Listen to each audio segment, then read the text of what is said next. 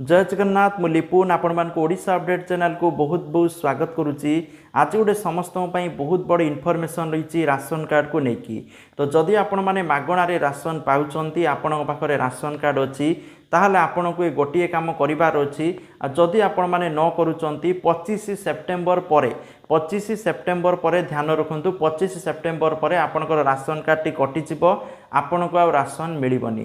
तेणु जदि आपणकर राशन कार्ड अच्छी निहाती भाव चैनल को सब्सक्राइब करी पाखरे ऑल बेल आइकन को दबाई दिंतु आ इनफॉरमेशन को ठीक भाव शुणु। तो देखंतु सरकार पक्षर नोटिस जारी करा जाइछि राशन कार्ड धारी मान पाखरु धारी मानकु जो मानकर राशन कार्ड अच्छी से ई केवाईसी करिवार अच्छी जोटा 22 अगस्त रु ऑलरेडी आरंभ हो जाइछि।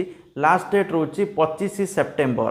तो जदि आपण माने 22 अगस्त रु 25 सेप्टेम्बर भितर ई केवाईसी करेनि ताहले आपणक राशन कार्ड टी कटिजिवो। ई केवाईसी किपरि करिवे आपणक घरे जते मेंबर अच्छी समस्तंकर आधार कार्ड नेबे राशन कार्ड नेबे जाइकी जो डीलर को पाखरु राशन नौचंती सेइटिकी देले से माने ई केवाईसी करदेबे। Simple process.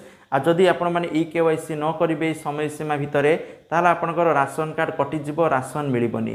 तो एथि प्रति ध्यान देबे। आ जदि आपण माने ई केवाईसी करि नांती आज ही जाइकी ई केवाईसी करंतु जा फल आपण माने आगु मध्य राशन पाई परिबे नहले राशन कटिजिवो परे भाबी कोनोसी लाभ नाही। तो वीडियो को शेयर करिवे चैनल को सब्सक्राइब करिकि जिबे। Thank you.